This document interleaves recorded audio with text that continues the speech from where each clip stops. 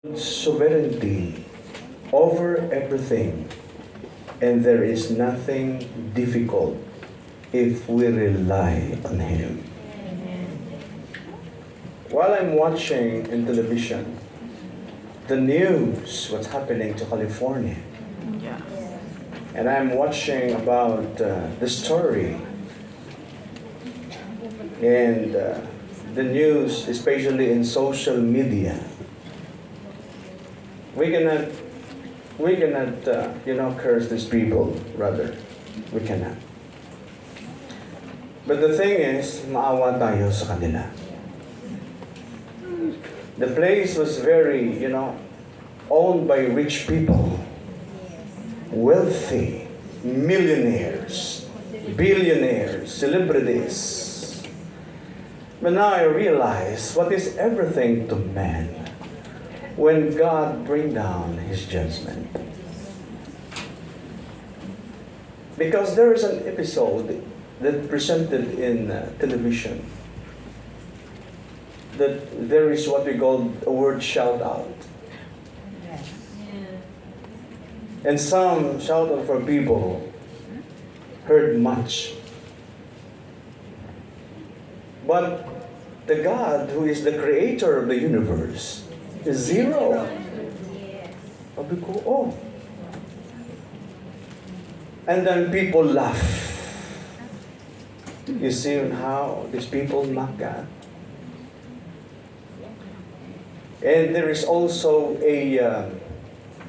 yung karatula na nagsasabi, keep God out in California.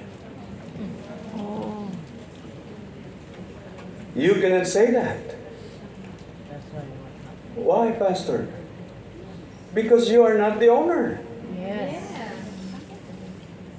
Kahit yung lupa na sinasabi mo na andun yung bahay mo nakatayo na milyon-milyon yung presyo ng bahay mo, listen to me, karampot na lupa lang yun eh. Hindi mo rin pagmamayari yun. That even the firefighters, I talked one of the friends. Do you remember Brother Archie? He's a pastor in California. Who the one who preached here. Yeah. He's a mission director. You see what's happening in the world right now? Amo na kung kamo mga Cebuano, ayaw gid pagtiaw-tiaw sa Ginoo. Tama dyan. Sapot mo? Kaya ang Ginoo, di gud tiaw-tiawan. Tuod lagi. Pastor. Tinuod gid. Don't ever play with God.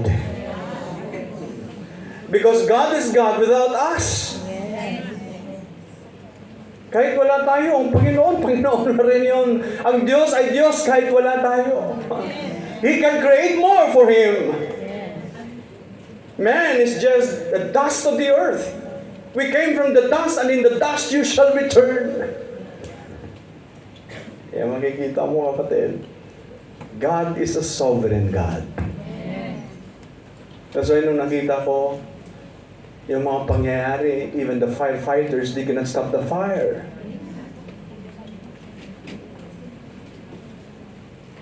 They cannot stop the fire. Kahit anong buhos nila ng tubig, wala, put yung mga bahay. But an amazing story from the Christian family in California. I am really blessed because out of the thousands of houses are there, bahay nila di nasunog. Walang damage. Sabi ko, wow naman. What an amazing protection of God.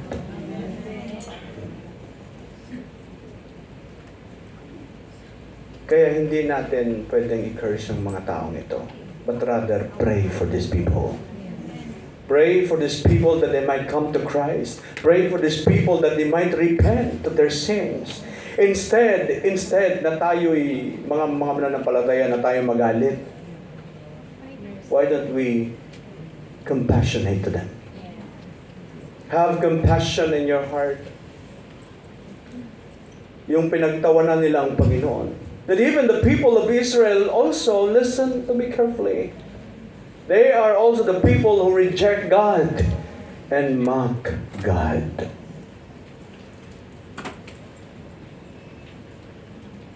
But even Apostle Paul, this is his prayer in Romans chapter 10. And in verse number 1, Brethren, my heart desire and my prayer to God that Israel is that they might be saved. Yan ang ating prayer. Amen pa ba mga kapatid? Yan ang prayer natin sa mundo. Na sila ay makarating sa ating Panginoon. That our Heavenly Father may enable them to come to Jesus. That's why my prayer, Lord, let your love manifest. Let your love these people might experience. But in that matter, we're just appealing to God and ask for His mercy and His grace. We cannot demand on God. We cannot. The Lord will do what the Lord will do. Gawin niya kung anong gusto niya. Kung sa mga Ilonggo pa, bisan papason sa Ginoong tao, ay, sugiran ta ka. Sabihin ko sa iyo, wala kang magagawa. Because we are just a mere creation of God. That's why man must rely on God. You are not going to rely on your own ability or your knowledge or your personal wisdom that you have, but rather you need to rely on God. Whether the matters are great or small, we should entrust them to God. The Bible said, in all your ways acknowledge Him, and He shall direct thy path. Kilalanin mo ang Panginoon. That's why every believer must be committed to God. Amen. Amen. Commitment. A lifetime commitment to the Lord. As long that there is breath on your nostril, what you are going to do? You need to trust God in your life. When we talk of commitment, ito yung ayaw ng marami. Kasi ang gusto ng marami ay, natin lang ito ha. Amen. Ang gusto ng marami ay saya-saya. Dito kami dahil masaya. Why you go to the church? Dahil masaya. Bakit wala ka sa church? Dahil hindi ako masaya. There's no joy in my heart anymore serving God. That's why I do not come to the church anymore, because I don't have joy in my heart and I am not happy. Lalo naman nakita ko siya. Nakita ko sa ganito, nakita ko sa A, B, C, D, E, F, G. Pag nakita ko ito, pag nakita ko yan, ay hindi na ako masaya. Ay, hindi maganda yung program. Maganda pa doon, maganda yung programa nila. Wala kaming program na ganito. Hindi gumawa ka ng program. Mag-suggest ka ng program. Christian life is not an easy kind of life. Ang buhay Kristiyano ay hindi puro saya. Even though there is a great joy because that's the fruit of the Holy Spirit in our lives.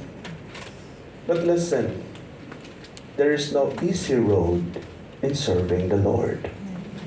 A lot of difficulties that you are going to experience in your Christian life, because that's a part of your growth. Christian life is a battlefield. Amen? That's why you cannot shout victory without a war. Pwede bang walang war? Sabihin nyo, victorious kami. Kaya ka naging victorious. Wala namang away. Wala namang gera. There is no battlefield in your life. That's why in our Christian life is a battlefield. A lot of battles and a lot of difficulties and a lot of obstacles that you're going to experience in your life. Kaya ang motto ng bawat mananampalataya, no retreat, no surrender. Pero Pastor Rambo yun. Buti pa nga si Rambo, mayroong ganong motto. Di ba? Commitment is very important in our Christian life. In Christian service. Commitment. And commitment is one of the words most people would like to remove from their dictionaries. Marami sa atin gusto natin i-remove ito, yung commitment. Nag-attend kaya ako doon sa church na yon? Grabing music mo. Some of the people are dancing on the floor. They're joyful people, they're very happy. Grabing rock music mo. Sa inyong church, pagdating nyo sa church nyo, sa KPC, pagdating, ay, himnal dun sa amin, tuyo ko yakong perme. Parang inaantok ako Yan ang sinasabi ng marami, antok. Pero doon, grabe yung nila, yung gitara nila, yung banda. Grabe. Yung iba, talon-talon sila, yung iba, ganito, ganyan. Maya-maya, paglabas niyan, wala nang commitment.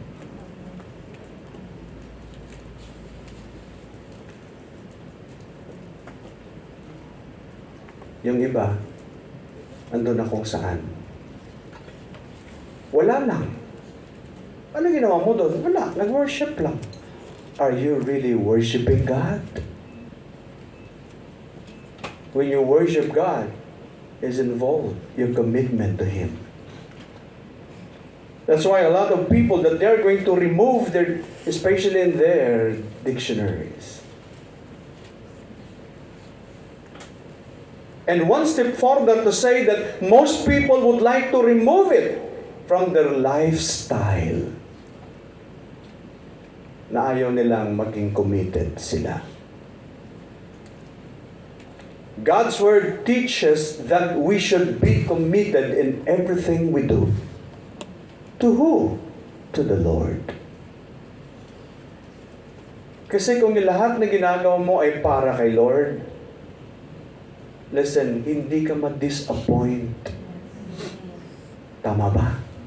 Are you following me? Yes. Are you following me? Yes. Hindi ka ma-disappoint. When you join to the choir, this is for the Lord. Kahit ano pang sabihin ni Ate Susan sa'yo, uy, libag ka. Nasa 7 continents of the world, yung boses mo. Kahit ano pang sabihin niya, because this is for the Lord, you will sing for God. Amen? Amen. Ayusin na yan ni Ate Susan. Ngayon, noon, na isa sang kontinente ka, ngayon 2 na lang. O sige, ituloy mo lang yan. O. Pastor, masaya ako ngayon. Bakit? Dahil nasa 1 continent na lang ako. O, di maganda. That even in evangelism, in discipling people, commitment is very important. Amen po ba mga kapatid? Darating ang panahon, if the people of God in Colon Filipino Baptist Church, we will more committed to the Lord in discipling the world, in soul winning, in evangelizing. Listen to me carefully. If you are committed for the cause, time comes. Listen, na lahat ng to, gigibain nyo na yan. Gigabain nyo yan. Tapos, ibibigay na sa inyo yung bagong office nyo doon. Wala nang mga dyan, mga paraparnalyas yan dyan.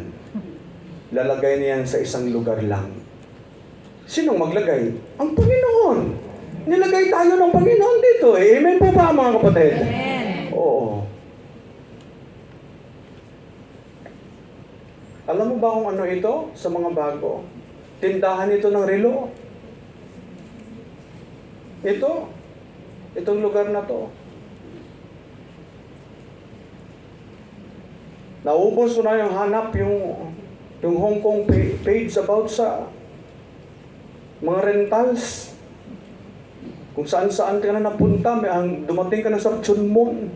Sabi ko, Chunmon kami. Ang layo ng Chunmon. Sino kaya maging committed dito sa Chunmon? Kung doon yung church building namin sa Chunmon. Hindi. So, nung nakita ko kaagad, Lord, bigyan mo kami ng lugar. Kasi di kami kasya sa kabila. Punong-puno doon. Alam mo ba, pag nag-pray ako sa Panginoon, Ilonggo, Lord, kagutok to. Sikip na kami doon. Lord, this is my prayer for you. Please help us. Meron ako nakita isang page. Ito yon. And I chatted Ate Malu agad. Sabi ko, bilisan mo na. Oh. Tingnan mo, nasa more than 2,000 square foot yun. Lord, we ask for your grace. We ask for your favor, Panginoon. Dahil malapit na ang June. Diba June tayo alis doon? Malapit na kaming bababa. Wala pang lugar. Saan mo ilalagay yung mga tao mo? Yung mga magagandang tao mo, saan mo to sila ilagay? Yung mga binili ng yung dugo, saan mo ito sila ilagay? Di naman pwede doon sa park. Dahil kung sa park yung kaibigan kong pastor, nasa park sila Nagpipreach siya, hindi makapag-concentrate. Bakit? Kung saan nakatingin. Nagpipreach siya, tapos yung mga member niya nakatingin doon sa kabila. Wala na ang focus, left and right. Saan kaya mag-concentrate yung mga tao mo, Panginoon? Saan mo sila ilagay? Me as a pastor of the church, I did not say, saan ko kaya ilagay ang mga ito? Hindi ganun Are you with me? Are you following me? I'm not saying that to the Lord because the church is not of the pastor, but the church is of the Lord. Amen? Then I asked God, Lord, saan mo ito ilagay sila? Saan mo ilagay itong mga pasaway na ito?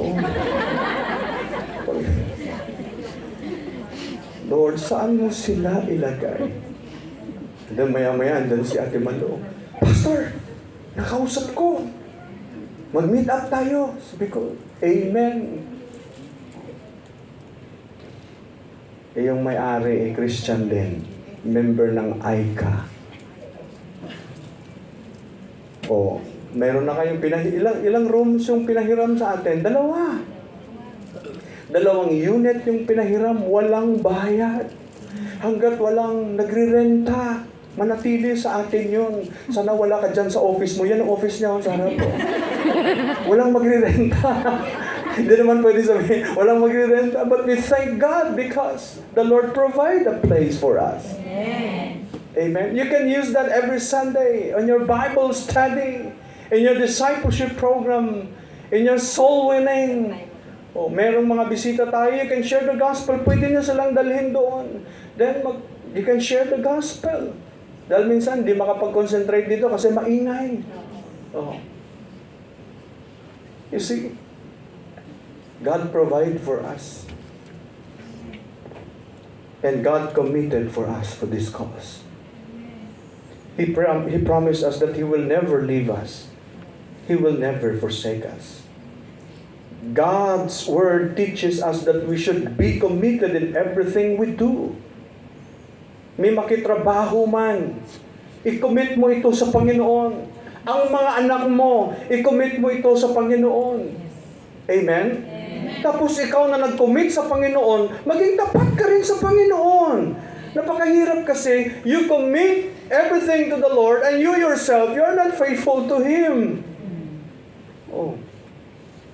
Bakit po, Pastor? Meron akong experience niyan sa church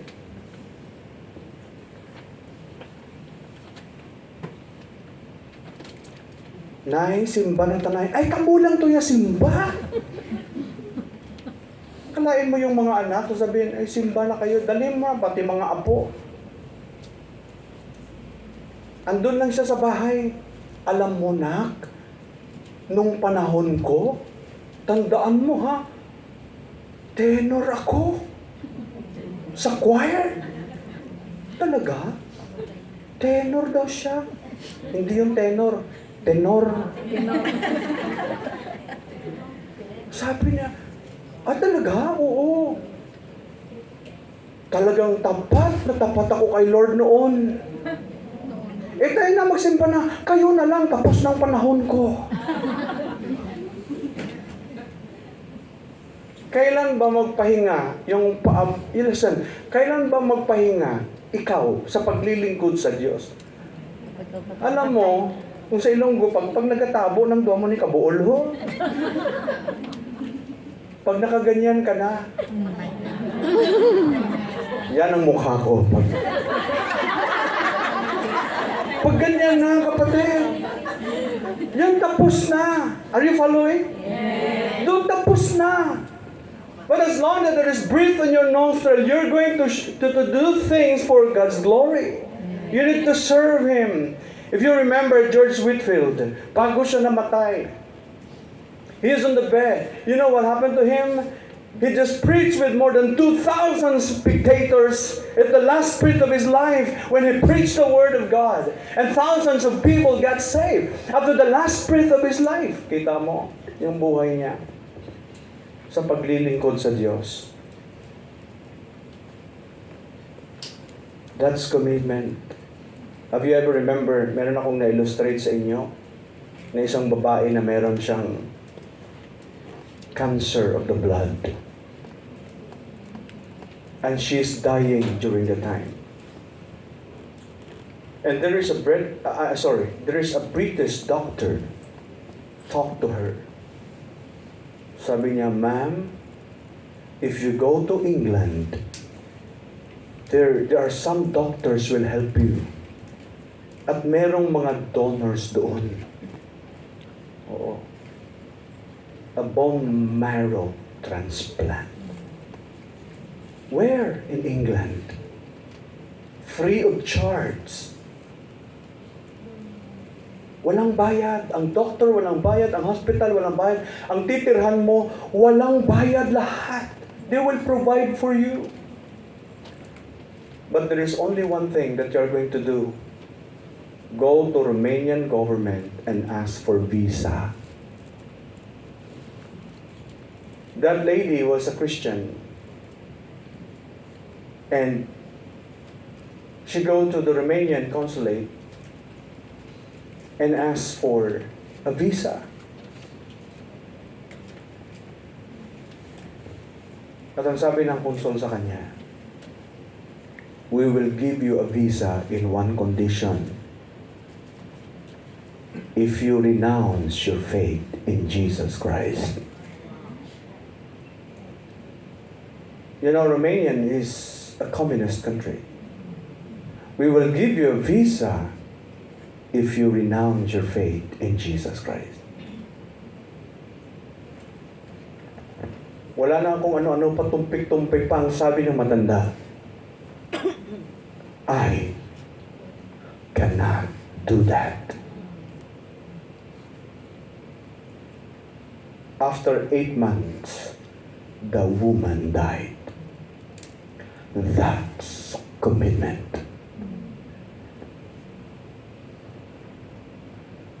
Kahit ano pa man, hindi mo pwedeng i-deny ang paglilingkod sa Diyos. Amen. Out of billions of people in this world, isa ka sa tinawag ng Panginoon na maglingkod sa Kanya. It is not just the pastor is going to serve the Lord. Every member is an ambassador for Christ. Amen? We are the ambassador of the Lord Jesus Christ. We are the representative of Christ to the world. That's why every member has a right to serve the Lord. We are called to serve Him. It needs commitment.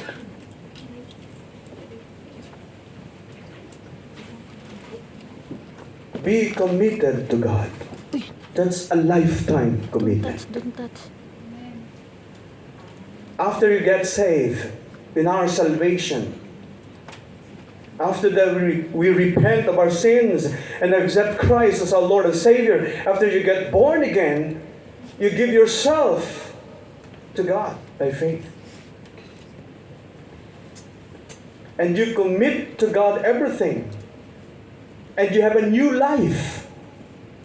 Therefore, if any man be in Christ, he is a new creature. And all things are passed away, and now behold, all things are become new.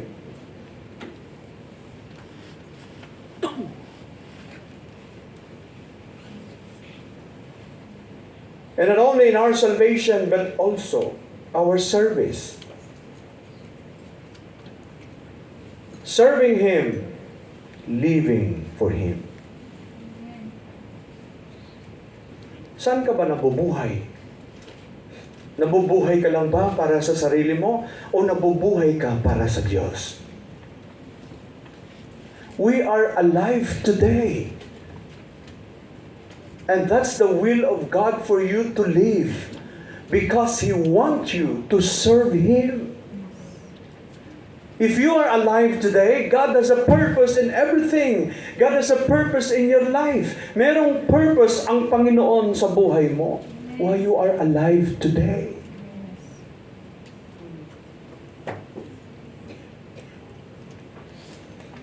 Kahapon, ang Sabado, nag-celebrate ng birthday, no? Sa mga kapatiran kahapon kasi marami din sa kanila ang may birthday kahapon. Sabi ko sa kanila, kayo ang saya-saya nyo. Bakit ikaw, pastor? Alisin mo ang 51. Just kidding. Habang pataas yung edad mo, paliit naman yung mga araw mo.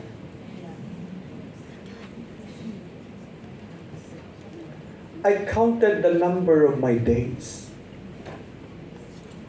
Pag 50 ka, ito na lang ang naiwang mga araw mo. Sabi ko, aragoy. Pag 60 ka, ito na lang ang mga natirang araw mo.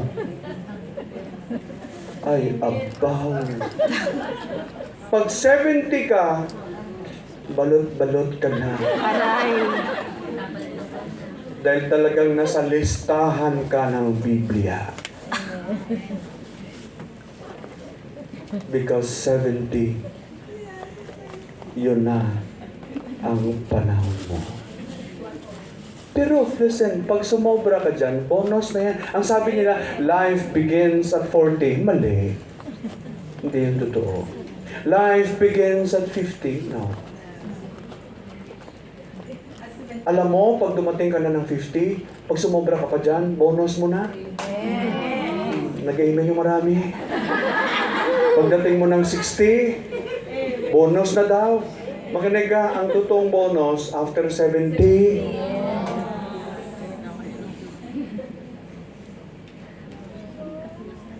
10. 1 score is 20. Plus 20, plus 20, 60, plus 10, 70. 3 score and 10. That's the number of years. Kaya ngayon, pag 50 ka na, maghanda-handa ka na. Pastor, yan talagang ayaw ko sa'yo kasi nagsasabi ka ng totoo. Hindi nga ako nababother dyan, Pastor. Hindi ko na yan iniisip. Dapat mong isipin. Kung paikli ng paikli ang iyong panahon, you need to put it in your mind that you might prepare for the number of your days. That what you're going to do in this world. Because even the song says in hymnal, saying that this world is not our home and we are just passing through. Our treasures are laid up somewhere beyond the blue. We are here preparing for eternity. Amen. Nothing permanent in this world. Walang permanente dito. Kahit nga sa mga mukha ninyo. Kahit maglagay ka pa ng toner. Oo, kahit anong pulbo yung ilalagay mo. Kahit ano pa, listen to me carefully.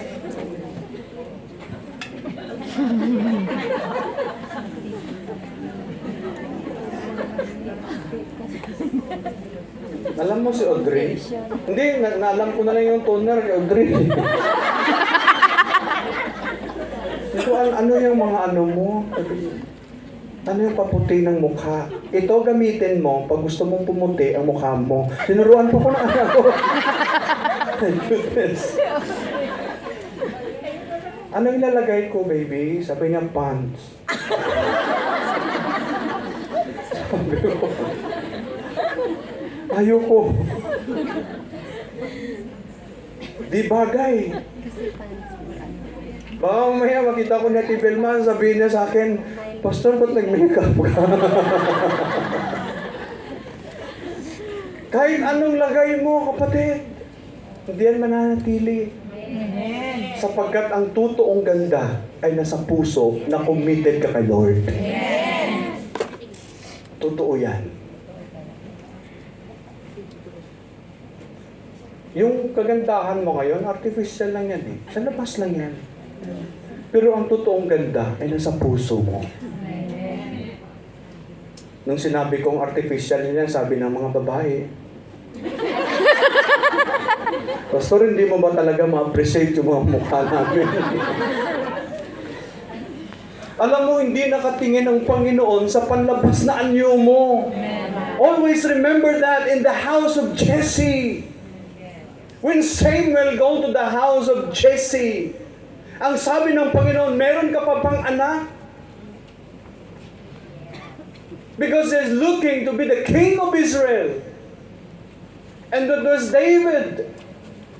Yung isa, tinignan niya eh. Ni Samuel, ito na siguro maging hari kasi matipunong lalaki, ang gwapo-gwapo. Oh.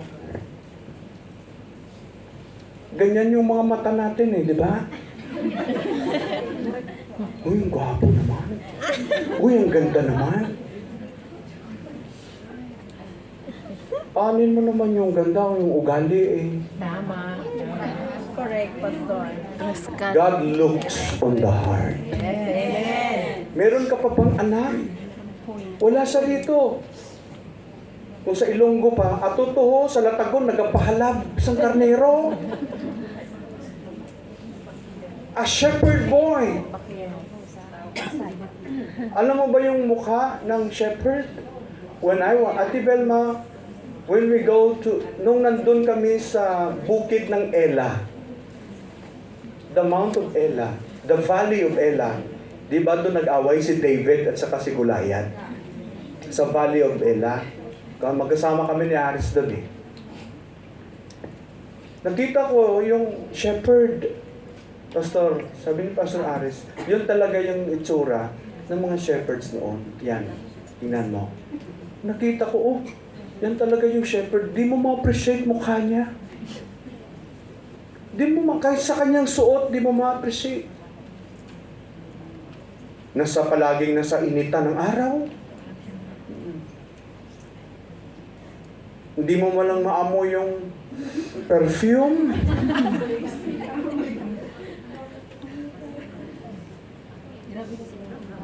Alam mo yung isa sa pinakamabangong perfume, doon mo makikita sa Egypt. Minamoy ko eh. Sabi ko, amazing. How much the price? $1,000 US. Don't touch anything. Just smell it. Oh, wow. Kaya sabi ko, ginanon ko na lang. Ito naman kayang bilhin. Wala ka naman ibang bilhin doon. Sabi ko, kulang na nga ito pang kape ko eh.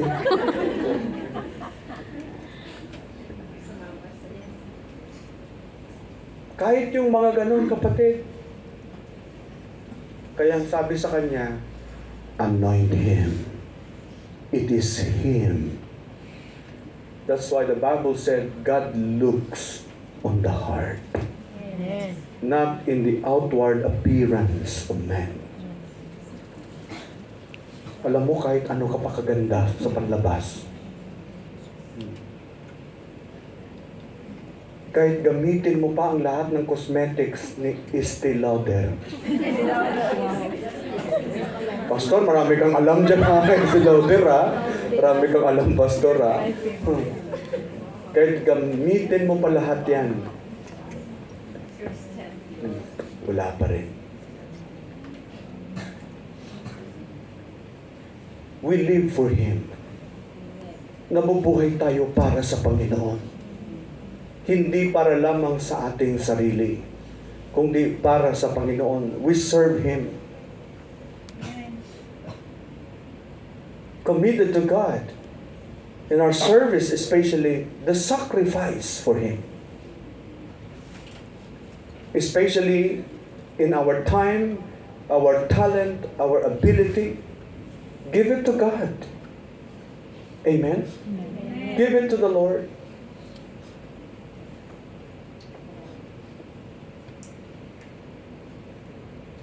When I decided to go to Bible seminary, sabi ko mag-aaral ako sa seminaryo sa 4 na taon. Kaka-graduate ko lang sa college noon. Sabi ng tatay ko, Commerce graduate ka, tapos mag-Bible ka naman. Just I give my life to the Lord. Katatapos mo lang mag-aral, tapos you go to Bible school. Then I go to Bible school. After I get my diploma, I go to the altar. And I offer it to the Lord and I give it to the Lord. While you are in the altar, you're murmuring. Hindi ko na mapuslan niya. Wala na talaga to. Hindi ka na magagamit.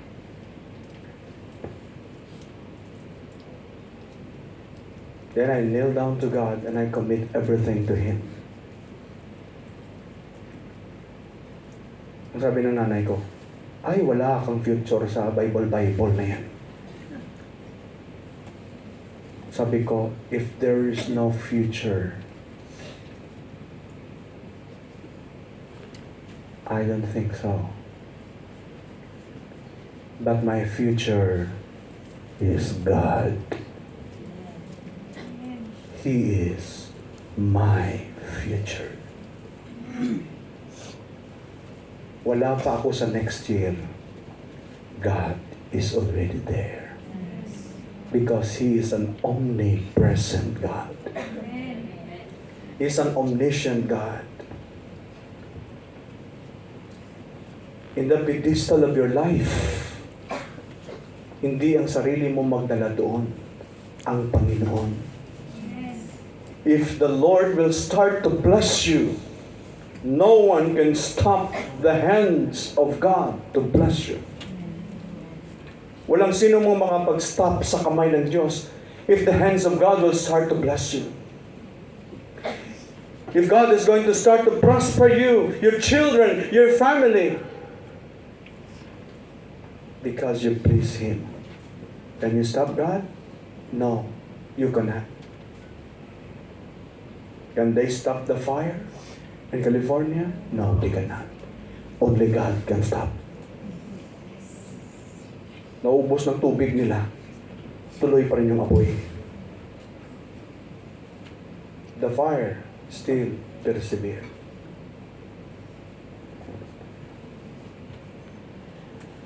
You need to sacrifice even your time. Hindi ko nasama sa outline ko. The time, your giving, your talent, yung panahon mo. What does it mean, Pastor? As long that the church door is open, go to the church.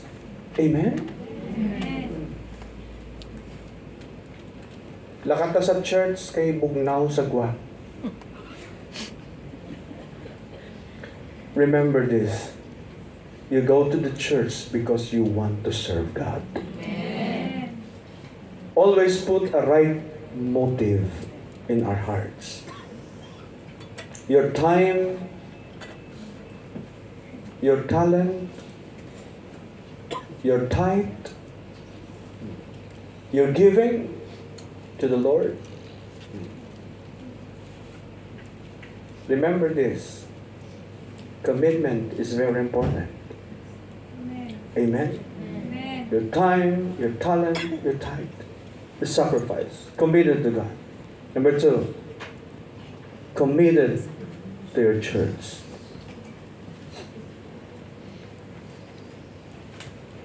In Acts chapter 2, and in verse number 42 down to verse number 47 is what the Bible said. And they continued steadfastly in the apostles' doctrine. Mababasa niyo ba? O, mas maganda na basahin nating lahat. 42, ready, start. And they continued steadfastly in the apostles' doctrine, in fellowship, and in breaking of bread, and in prayer. 43. And fear came upon every soul, and many wonders and signs were done by the apostles. 44. And all that believed were together, and had all things common. 45. And sold their possessions and goods, and parted them to all men, as every man had need. 46. And they, continuing daily with one accord in the temple, and breaking bread from house to house, did it their meat with gladness and singleness of heart. 47. Praising God and having favor with all the people. And the Lord added to the church daily such as should be what? Saved. Every member of the church must be committed to God. Amen? Your commitment to the church. You need to love the church because the church was bought with the precious blood of the Lord Jesus Christ. Amen? Look at their commitment to the church. And even in verse 45, and sold their possessions and goods. Ibinenta nila kung anong meron sila. And parted them to all men. At ipinimigay nila as every man had need. What does it mean, Pastor? Their generosity. Generosity. Hindi sila nag-iisip kung anong maiwan sa kanila. Yung iniisip nila kung ano ang magagawa nila sa gawain ng ating Panginoon. Ganon din sa atin ngayon. Amen? Hindi natin iniisip kung anong makukuha natin sa gawain ng ating Panginoon, kundi kung ano ang magagawa natin sa gawain ng Panginoon. Amen? What can I do? Ano bang magagawa ko sa ministry? What can I contribute to the ministry? As a member of the church, what can I do for these things? Ano bang may bahagi ko sa gawain ng Panginoon? Ano ba ang contribution na meron ako? Alam mo, the more you are committed to the Lord, the more you contributed to the ministry of the Lord, listen, the more kang manatili sa gawain ni Lord. Amen. At saka nag-iisip ka, walang pwedeng makapagpaalis sa'yo sa ministry. Di ba? That speaks of your eternal investment.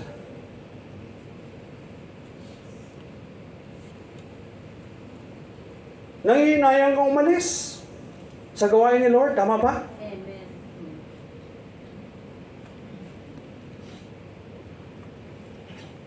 Doon ka na lang sa 7-Eleven, ayoko.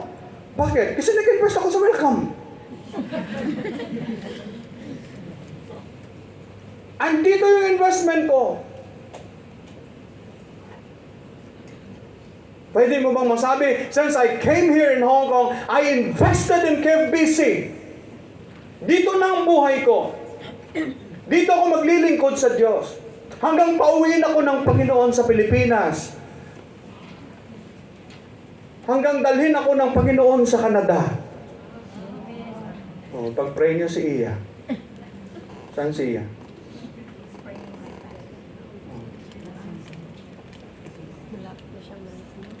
Hanggang alisin ako dito ng Panginoon at ilalagay ako ng Panginoon sa North Pole.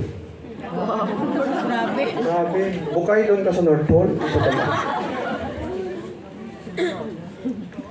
Saan ako dadalhin ng Panginoon? Hanggat nandito ka sa Hong Kong, listen to me carefully, this is your place, this is the church where you belong. Amen? Golden Filipino Baptist Church is your family. Invest more for the ministry. Invest more for the Lord. Because the more you invested in the ministry of God, the more kang manatili. Tama ba, kapatid? Amen.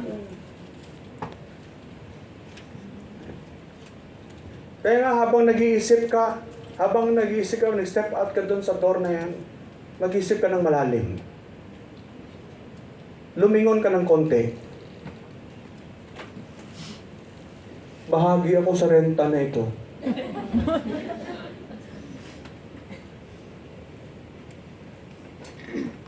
Tapos sasabihin mo, akin yung wall clock na yan. Hindi ako alis dito. I'm just kidding. But listen to me carefully. The more you invest in the ministry, the more you stay in the ministry. Amen? Mahalaga yun, kapatid.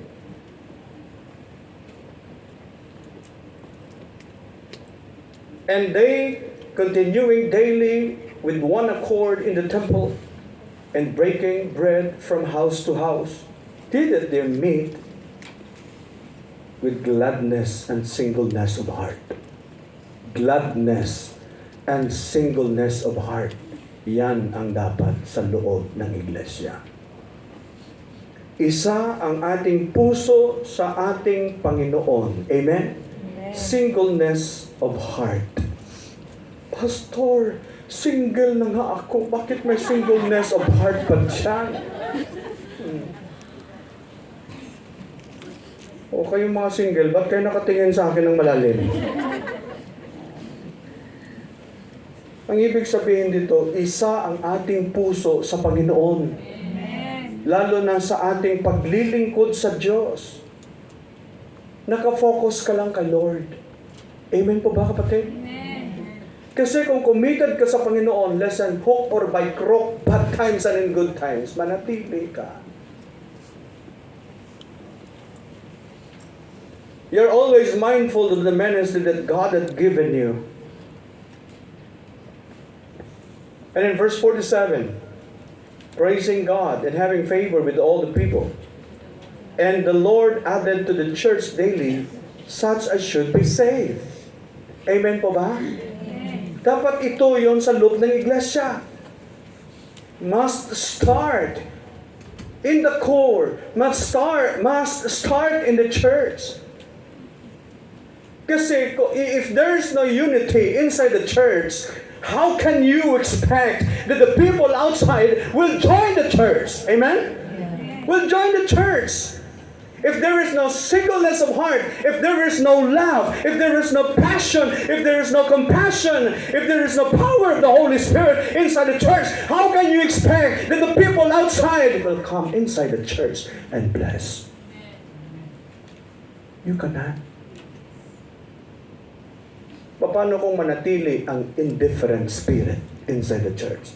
How can we expect the people outside that the aim of the Lord to reach the world through the gospel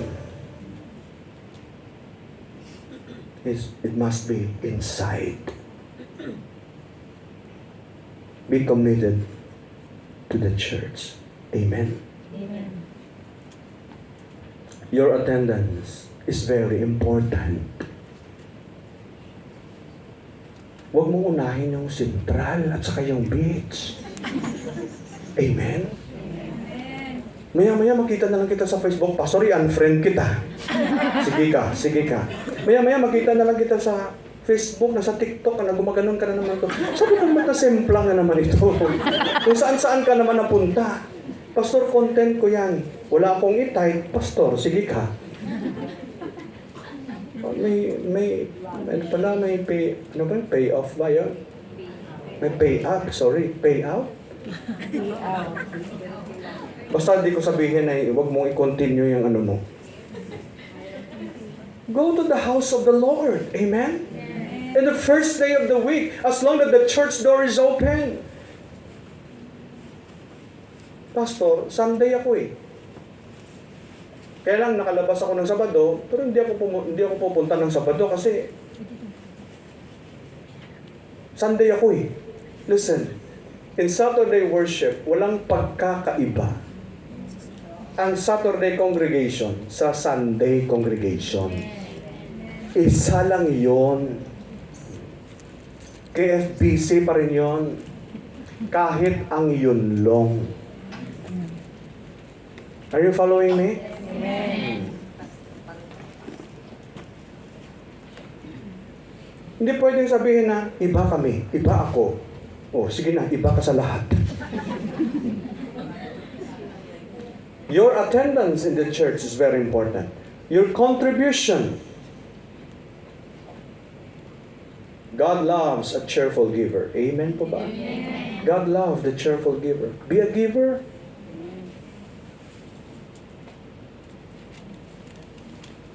Your service. In 1 Corinthians chapter 3, verse 9 and 10. For we are laborers together with God. Ye are God's husbandry. Ye are God's building. According to the grace of God which is given unto me as a wise master builder. I have laid the foundation, and another buildeth thereon. But let every man take heed how he buildeth thereupon. Ang mahalaga rito, lastly, na meron kang parte.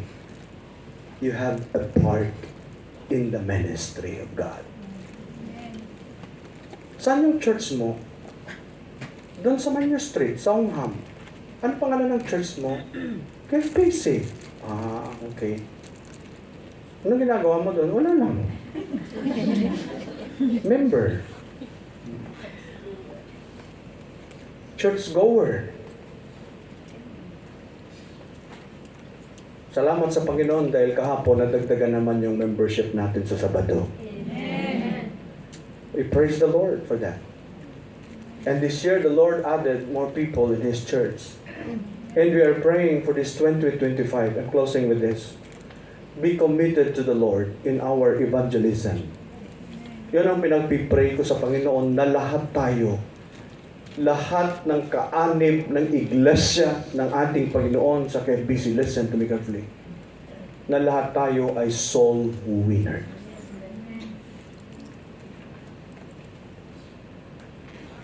Share the gospel.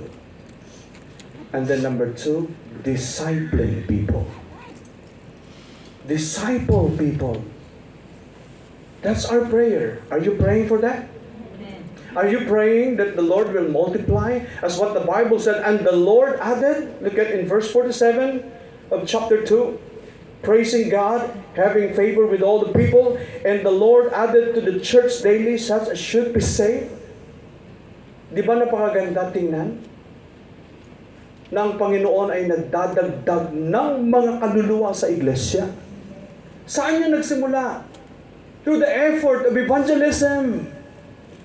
Commitment and involvement in evangelizing this country.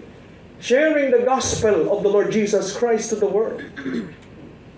Namamalengke ka araw-araw. Lumalabas ka, namamalengke ka. Tama? Bring your truck or trucks with you. Meet up people. Talk with people about Jesus Christ. Amen? Get the name. Sometimes, natatakot na ibigay yung phone number. Baka gamitin sa utang. Tatakot na yung mga yan minsan.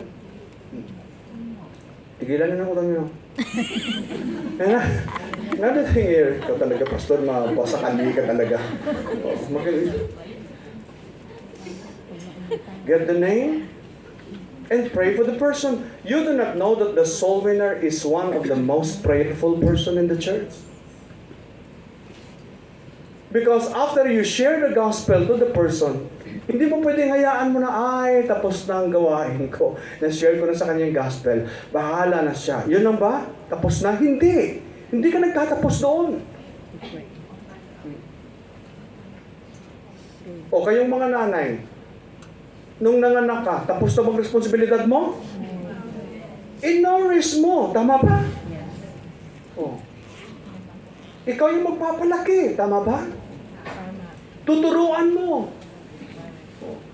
Kahit ano pa yung pupulutin ng batang yan. Ganyan din sa mga prospect natin. Yung dinidisciple mo.